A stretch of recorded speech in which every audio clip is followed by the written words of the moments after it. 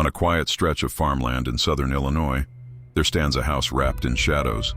A mansion so infamous, locals whisper about it, but few dare to step inside. It's called the Old Slave House, and its attic may be one of the darkest rooms in America. The house was built in the 1830s by John Hart Crenshaw, a wealthy businessman. To outsiders, he appeared successful, respected. But behind closed doors, Crenshaw was accused of something horrifying.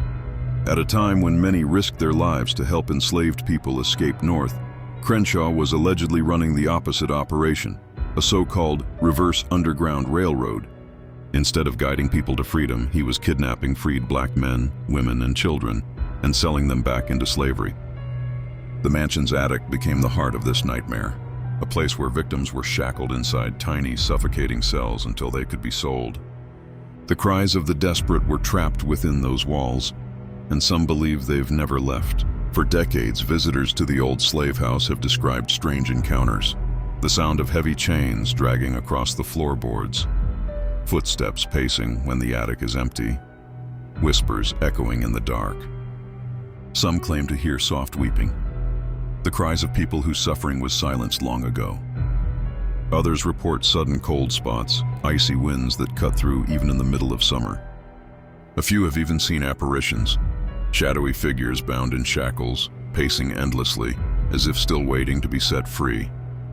Those brave enough to climb the stairs into the attic describe a crushing weight, as if the air itself is thick with pain.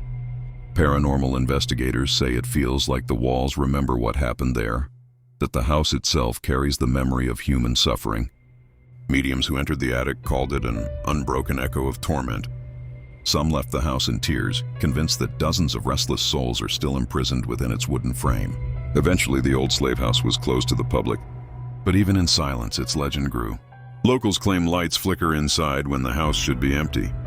Others swear they've heard voices carried on the wind, whispers calling for help, begging to be heard.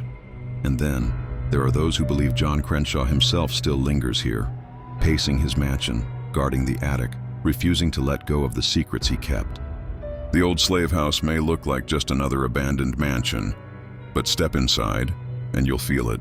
The weight of the past pressing down, the chains still rattling, the cries that refuse to fade, because some doors should never be opened.